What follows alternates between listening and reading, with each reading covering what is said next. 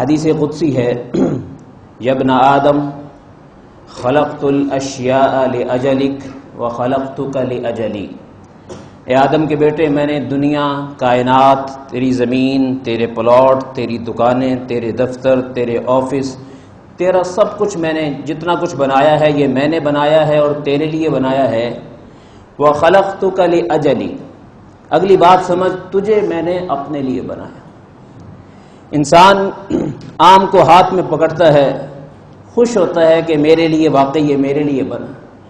وہ آم اندر سے ایک آواز دے رہا ہوتا ہے، ہوش کر، آدھی بات کر رہا ہے، صرف میں تیرے لیے نہیں ہوں، تو بھی کسی کے لیے۔ انار کھاتے ہوئے محسوس ہوتا ہے کہ اچھا لگتا ہے کہ یار واقعی میرے لیے بنا، لیکن انار میں ایک صدا آتی ہے جو صرف بندہ مومن کو سنائی دیتی ہے، غیر مومن کو نہیں سنائی دیتی۔ مومن کو سنائی دیتی ہے کہ میرا ٹیسٹ لینے والے، تیرے ایمان کا ٹیسٹ کیسا ہے؟ خربوزہ کھانے والے اور جناب اناناس کھانے والے، انگور کھانے والے، گرمے کھانے والے، دیکھ میرا ٹیسٹ تو تجھے اچھا لگ رہا ہے، تیرے ایمان کا ٹیسٹ تیرے رب کو اچھا لگ رہا ہے یا نہیں لگ رہا؟ لیکن غیر مومن کھاتا ہے اور ہضم کرتا چلا جاتا ہے اور فضلہ بناتا چلا جاتا ہے۔ ساری زندگی اسی میں گزری، روٹی کھا رہے ہیں اور روٹی کے اندر سے جو صدا آتی ہے ایمان کی صدا، وَإِن مِّن شَيْءٍ إِلَّا يُسَبِّحُ بِحَمْدِهِ، کائنات کی ہر چیز، ہر لقمہ، ہر بوٹی، ہر انگور کا دانہ، ہر انار کا دانہ، ہر خربوزہ، ہر سبزی، ہر پیاز، ہر لہسن، ہر لباس، ہر منظر، ہر موسم، ہر صبح، ہر شام، ہر چہرہ، ہر رنگ بتاتا ہے کہ وہ ایک ہے، تو اس کا بن جا۔ لیکن نہیں، نیلے آسمان کو دیکھتے ہیں، کبھی اللہ یاد ہی نہیں آتا، بچھے ہوئے فرش کو دیکھتے ہیں، کبھی اللہ یاد ہی نہیں آتا۔ اسی کو میں نے جو آیت کریمہ پڑھی، خلق السماوات والارض بالحق، اے دنیا میں جینے والے اور اٹکیلیاں کرنے والے، میں نے آسمان و زمین کو حق کے لیے بنایا ہے کہ اس کو دیکھ کے تو حق کو پہچان، اور حق اللہ ہے، اللہ کے لیے بنا ہے سارا نقشہ، تو اپنے اللہ کو تو پہچان۔ خلق الانسان من نطفہ، حضرت انسان تجھے میں نے ایک ناپسندیدہ پانی اور نجس پانی سے میں نے تیرا حسین چہرہ تیار کیا ہے، جس میں نہ ارادہ تھا، نہ حس تھی، نہ حرکت تھی، نہ قوت ارادی تھی، نہ ویل پاور تھی، نہ اس میں کوئی عزائم تھے۔ میں نے اس میں اپنی کاریگری دکھائی، اپنی قدرت لڑائی، اور اس میں تیرے کا انتخاب کیا، تیرے چہرے کا انتخاب کیا، تیرے وجود کا انتخاب کیا، تیری قامت کا انتخاب کیا، تیرے جسم کا انتخاب کیا، تیرے لیے خاندان کا انتخاب کیا، تیرے لیے رشتوں کا انتخاب کیا، تیرے لیے ذہانت کا انتخاب کیا، تیرے لیے دنیا کا انتخاب کیا، تیرے نصیب لکھے، تو نے کھانے میں بکرا بھی کھایا، مرغی بھی کھائی، ہے جی، پرندوں کے گوشت بھی کھائے۔ بتا صحیح، خلق الانسان من نطفہ، ایک ناپاک پانی سے بننے والے انسان، فَإِذَا هُوَ خَصِيمٌ مُبِينٌ، تو اپنے رب کے سامنے کھڑا ہو چکا ہے کہ نہیں یا اللہ، میں یہاں اپنی خدائی دیکھنا چاہتا ہوں، تیری خدائی نہیں دیکھنا چاہتا۔ انسان جو کہتا ہے نا یار میری خواہشات کیوں نہیں پوری ہو رہی، میں سجدہ طاقتور کیسے کروں، میرے اللہ نے میرے مسئلے تو حل نہیں کیے ابھی تک، یہ اپنی خدائی کا چکر ہے۔ میری ڈیمانڈ پہلے پوری کریں، میرے مسئلوں کو پہلے حل کریں، میری طرف میں کنڈیشنل آپ کا بن سکتا ہوں، انکنڈیشنل میں آپ کا نہیں بن سکتا۔ اسی کو کہتے ہیں جھگڑالو ہونا، کہ یہ بندہ جھگڑے میں کھڑا ہو گیا، یا اللہ میں کیا کروں تیری کائنات کو، تیرے نقشوں کو کیا کروں، تیرے بلند و بالا پہاڑوں کو میں کیا کروں، تیرے اڑتے ہوئے پرندوں کو میں کیا کروں، اور تیری جو ہے بل کھاتے ہوئے سانپوں کو میں کیا کروں۔ تیرے نقشے دیکھ کر میری سمجھ میں نہیں آتا، کیونکہ میرے مسئلے جب تک حل نہیں ہوں گے میں تجھے بھی نہیں مانتا، اگر تجھے مان بھی لوں لیکن تیری نہیں مانوں۔ اسی کو قرآن نے کہا فَإِذَا هُوَ خَصِيمٌ مُبِينٌ، جھگڑے میں کھڑا ہو گیا۔ وَالْأَنْعَامَ خَلَقَهَا لَكُمْ، چوپائے تمہارے لیے پیدا کیے، کیسے کیسے تمہارے لیے وہ خدمتگار بنے ہوئے ہیں۔ لَكُمْ فِيهَا دِفْءٌ، گرمائش کا سامان، وَمَنَافِعُ فَوَائِدُ وَمِنْهَا تَأْكُلُونَ، کیسے کیسے تم مٹن اور چرغے اور کھاتے ہو، ٹکے کھاتے ہو۔ کبھی سوچا ہے کس نے بنائے میرے لیے؟ ومنافع ولکم فیہا جمال حین تریحون وحین تسرحون، اور جن کی زمینیں ہیں، جنہوں نے جانور پالے ہوئے، اللہ کہتا ہے جب تمہارے جانور میدانوں سے گزرتے ہیں دیکھ کر کتنا اچھا لگتا ہے، یعنی 500 بھیڑیں جا رہی ہوں کتنا حسین منظر ہوتا ہے،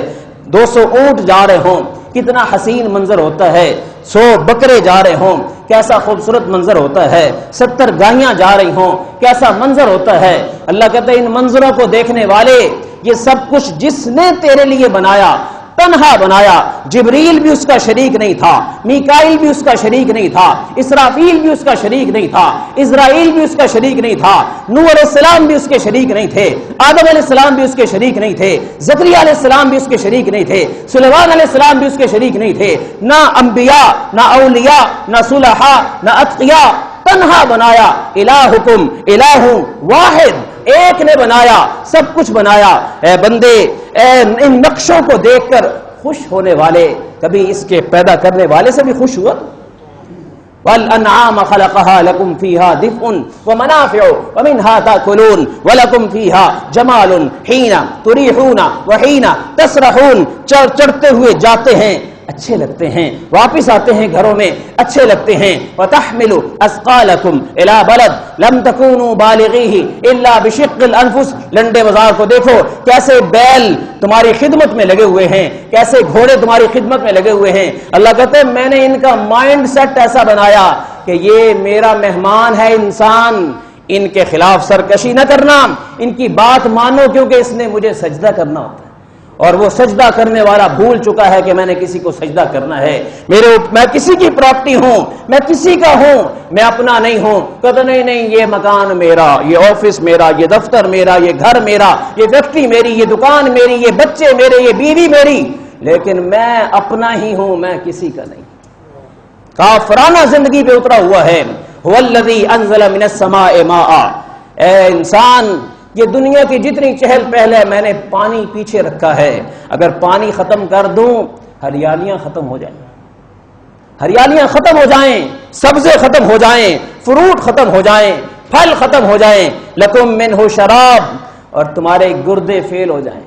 تم پیتے ہو، پانی ذرا کمی آ جائے نا مصیبت پڑ جاتی، گردہ جواب دے جاتا ہے۔ پانی کی کمی نہ ہو، ڈاکٹر تمہیں سمجھاتا ہے وہ پانی تو میں تمہیں مہیا کرتا ہوں، اور پھر وَمِنْهُ شَجَرٌ، اسی سے تم درخت بھی اگاتے ہو، زمینوں میں گھاس بھی لگاتے ہو اور چارہ بھی لگاتے ہو، فِيهِ تُصِيبُونَ، تمہارے جانور بھی اس میں چرتے ہیں، يُنبِتُ لَكُمْ بِهِ الزَّرْعَ وَالزَّيْتُونَ وَالنَّخِيلَ وَالْأَعْنَابَ وَمِنْ كُلِّ الثَّمَرَاتِ، تمہارے لیے اللہ تعالیٰ اس ایک پانی ہے کھیتیوں میں جاتا ہے، گندم کو علیحدہ ہی رنگ دے دیتا ہے، اور والزرع والنخیل، کھجور باغات کھجوروں کے اس میں پانی جاتا ہے، کھجور کو علیحدہ ہی ٹیسٹ بھی دے دیتا ہے، والثمرات ومن کل الثمرات والاعناب، انگوروں کو علیحدہ ٹیسٹ دیتا ہے، ہر طرح کے پھلوں کو علیحدہ ٹیسٹ دیتا ہے۔ ریڑھی پہ جاؤ باہر بازار میں دیکھو، جاپانی پھل پکار کے کہتا ہے مجھے بھی میرے رب نے اپنی قدرت سے بنایا ہے، تجھے بھی تیرے رب نے اپنی قدرت سے بنایا ہے، میں تو اپنے مقصد میں تیری خدمت میں آ گیا ہوں، تو کب اپنے رب کی خدمت میں پیش ہو رہا ہے؟ انگور کھانے والے اپنے مالک کی بھی مان لے، دیکھ میں اپنی جان تیرے خاطر قربان کر رہا ہوں، 2 کلو پاؤ انگور کھا جاتا ہے، لیکن کوئی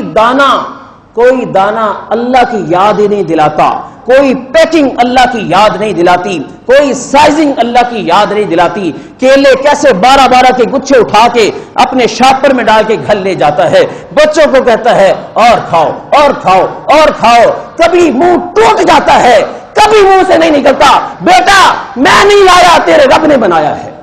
کہتا نہیں پتر کھا میں لے ہم نے۔ شرم نہیں آتی ہم لوگوں کو؟ رب کے دیے ہوئے رزق کو کھا کے بچوں کو بھی سرکش بنا دیا ہے، باغی بنا دیا ہے، نہیں کھا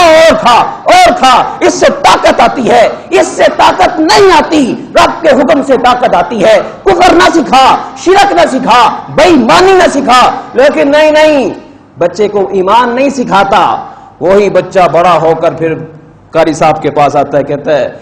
میرے ابے کے لیے دعا کرو، گمراہ ہے، بڑا سخت ہے، میں اس سے جان چھڑانا چاہتا ہوں۔ وہی بچہ باپ کا دشمن بن جاتا ہے، کیونکہ جو باپ اپنی اولاد کو فروٹ کھلائے، روٹی کھلائے، گوشت کھلائے، موبائل لے کر دے، لیکن رب کی معرفت نہ دے، اس سے بڑا ظالم باپ ہی کوئی نہیں۔ کائنات کا ظالم ترین انسان ہے، بیوی کو ہر چونچلا پورا کرتا ہے، نہیں سکھایا، ایمان نہیں سکھایا، منہ ٹوٹ جاتا ہے کہ جمعے کا بیان جا کے اسے سنا دے، نہیں قاری صاحب پاگل ہیں، لگے ہوئے تو لگے رہیں، ایک دن آئے گا اللہ کے ہاں جواب دینا پڑے گا، تو کیوں آیا تھا، تو کون تھا، تجھے کس نے بنایا، تیرا پیغام کیا تھا، تیرا کام کیا تھا، تیرا مقصد کیا تھا۔ نہیں ہم تو کاروباری لوگ ہیں بھائی، تاجر ہیں، جمعہ پڑھنا ہوتا ہے، 10 منٹ کا انتظار ہوتا ہے، نماز پڑھاؤ، ہماری جان چھوڑو، ہم دنیا کے لیے آئے ہیں، ہمیں نہیں پتا قبر کیا ہوتی ہے، حشر کیا ہوتا ہے، برزخ کیا ہوتا ہے، یہ نظام ہماری آنکھوں میں چکے نہیں ہے۔ آج سائنس کا دور آ گیا۔ سائنس کا مطلب ہوتا ہے پہلے دکھاؤ پھر مانیں گے۔ ڈاکٹر نور احمد نور ایک ڈاکٹر گزرے ہیں، وہ کہتے ہیں کہ ایک میرا دوست ہے انجینئر، اور میں نے ایک دفعہ مجھے کہنے لگا میرا بیٹا یار بڑا پاگل سا ہو گیا، تو بہت چیزیں پھینکتا ہے، توڑتا ہے، میں نے کسی دن اس کو مار دینا۔ تو میں نے کہا کہ خدا کا خوف کر، ایسے نہیں کرتے، ایک دن قبر میں جانا ہے، اللہ کو جواب دینا ہے، قبر بھاری ہو جائے گی۔ وہ انجینئر کہنے لگا اور ڈاکٹر صاحب کون سی قبر کا بھاری پن، کیا ہوتا ہے، یہ باتیں مولویوں کی، چھوڑیں ان باتوں کو۔ کہتے ہیں میں چپ ہو گیا کہیں ایمان ہی سلب نہ ہو جائے کہ وہ اور بات ایسی کر دے۔ کچھ عرصہ گزرا، 2 سال گزرے، تو فون آیا اس کا ایک دفعہ، اور وہ ان دنوں میں اس کو کوئی پروجیکٹ ملا ہوا تھا نہر بنانے کا، تو ان سا براج کی طرف جی، تو وہ ایک نہر نکل رہی تھی، تو اس نہر کی کھدائی ہوتے ہوتے ہوتے جناب 30 20 25 فٹ نیچے جب گہرائی میں گئے تو وہاں ایک دم سے ایک سفید بالکل کفن نمودار ہوا، اور جو مزدور تھے وہ بھاگے ہوئے آئے انجینئر صاحب کے پاس۔ انجینئر صاحب 20 فٹ نیچے جا کے یہ جسم پتہ نہیں کئی ہزار سال پہلے کا دفن ہوا ہے، یہ بالکل فریش، اس کے کفن کے اوپر مٹی نہیں گری ابھی تک ہے جی، اتنا فریش ہے، اور اس کو جب اٹھایا نا تو وہ بالکل نرم سا جسم اس کا، اور بالکل فریش تر و تازہ۔ اب ہمت کر کے انجینئر صاحب کہتے ہیں ذرا کھولو تو صحیح، کہتے ہیں جب کھولا تو حیران ہو گئے کہ وہ جانے والا مسکرا رہا ہے، اور اس کے چہرے کے اوپر جنت کا پھل رکھا ہوا ہے جس میں سے رس نچڑ نچڑ اندر جا رہا ہے جسم کے اندر،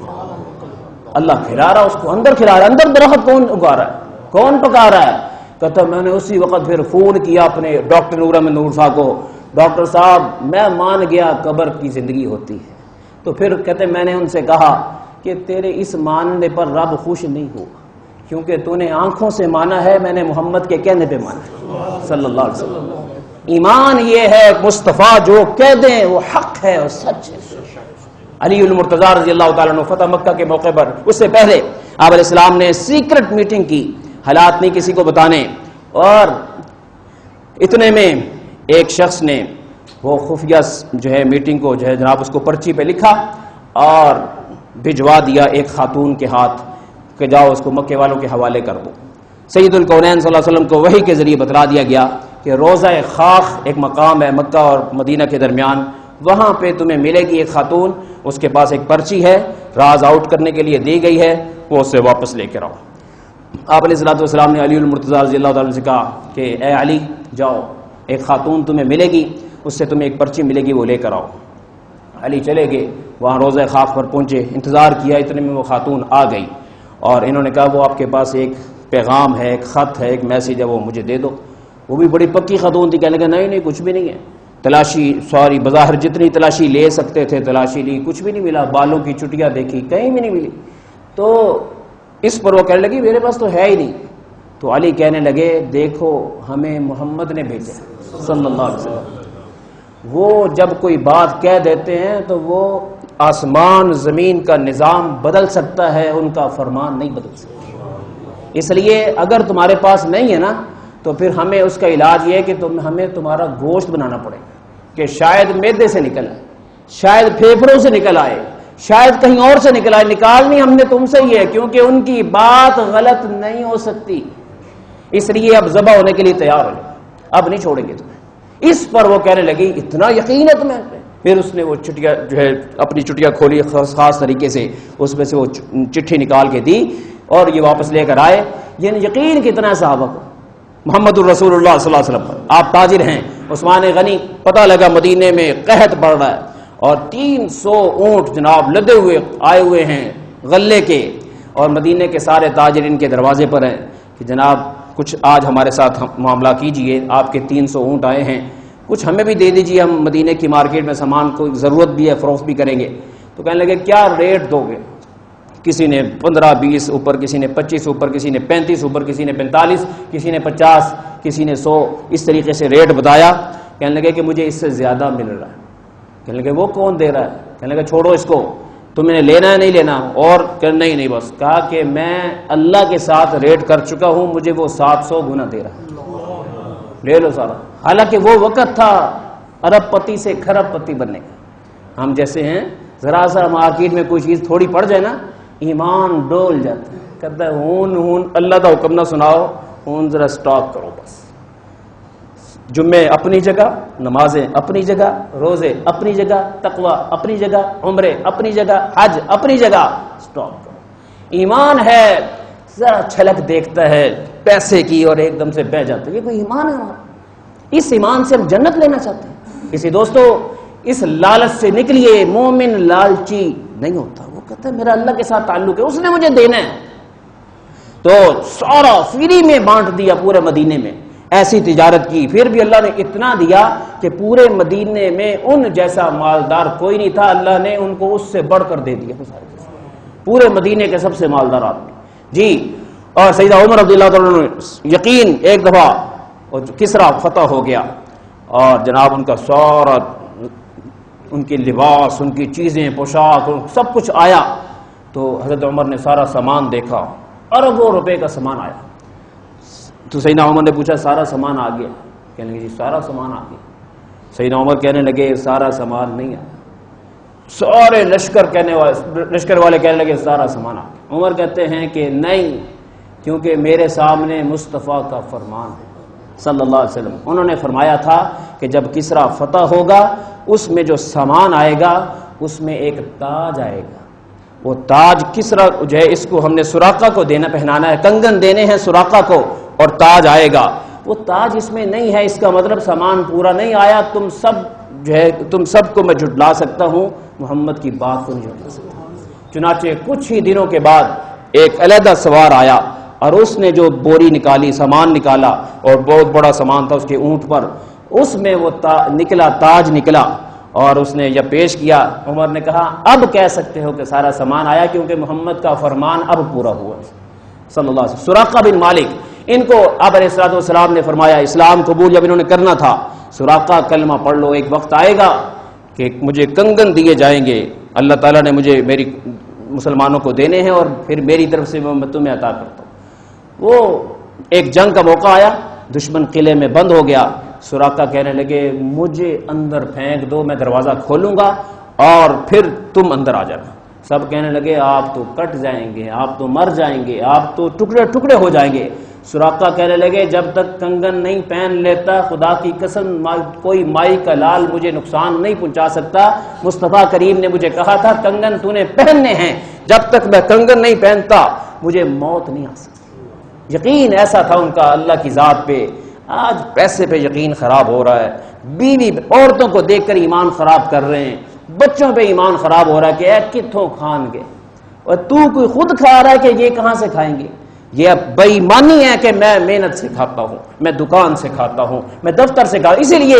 مسجد میں ڈالتے ہوئے پریشان ہوتا ہے، کسی اللہ کے نام پر خرچ کرتے ہوئے پریشان ہوتا ہے کہ نہیں تھوڑ پہ جائے گی۔ اوے بھائی اپنا ایمان ٹھیک کر، رب کے لیے لگاتے ہوئے آج تک کسی کو تھوڑ نہیں پڑی۔ یا ابن آدم، اے آدم کے بیٹے، اطلبنی، تو دنیا کے چکر میں پھنس گیا، دولت کے چکر میں پھنس گیا، عزت بنانے کے چکر میں پھنس گیا، شہرت بنانے کے چکر میں پھنس گیا۔ اطلبنی، طلب کرنا ہے، میری محبت کو طلب کر، میرے مصطفیٰ کی محبت کو طلب کر، میرے دین کی محبت کو طلب کر، میرے قرآن کی محبت کو طلب کر۔ اطلبنی تجدنی، تو مجھے پالے گا جب تو میری محبت کو پالے گا۔ ان وجدتنی وجدت کل شیء، تجھے میں مل گیا تجھے سب کچھ مل گیا۔ ان فتنی، اور اگر تجھے دنیا مل گئی، حکومت مل گئی، وزارت عظمیٰ مل گئی، گورنری مل گئی، کمشنری مل گئی، دنیا کا سب کچھ مل گیا اور رب نہ ملا، ان فتنی فاتک کل شیء، تیرا سب کچھ فنا ہو جائے گا، وانا خیر لک من کل شیء، میں تیرے لیے ساری کائنات سے بڑھیا ہوں، میرے لیے دے وقت نکال، میرے لیے اپنی صلاحیت کو لگا، میرا بن کے دکھا، ساری رات نیند کے لیے وقف نہ کر، کچھ مصلے کے لیے بھی وقت نکال، سارے مال کو بچوں کے عیش و عشرت پہ مت خرچ کر، کچھ میرے دین کے لیے بھی لگا، اپنی توانائیاں ساری کی ساری دکان پہ مت خرچ کر، کچھ میری راہ میں وقت بھی لگا، میرے لیے بھی کچھ لگا، وگرنہ یاد رکھ تیرا سب کچھ فانی ہے، کل من علیہا فان ویبقى وجہ ربک ذو الجلال والاکرام، تیرے رب کے لیے بقا ہے، یہ دنیا فانی ہے۔ اللہ مجھے اور آپ کو سمجھ عطا فرمائے۔ وآخر دعوانا الحمدللہ رب العالمین۔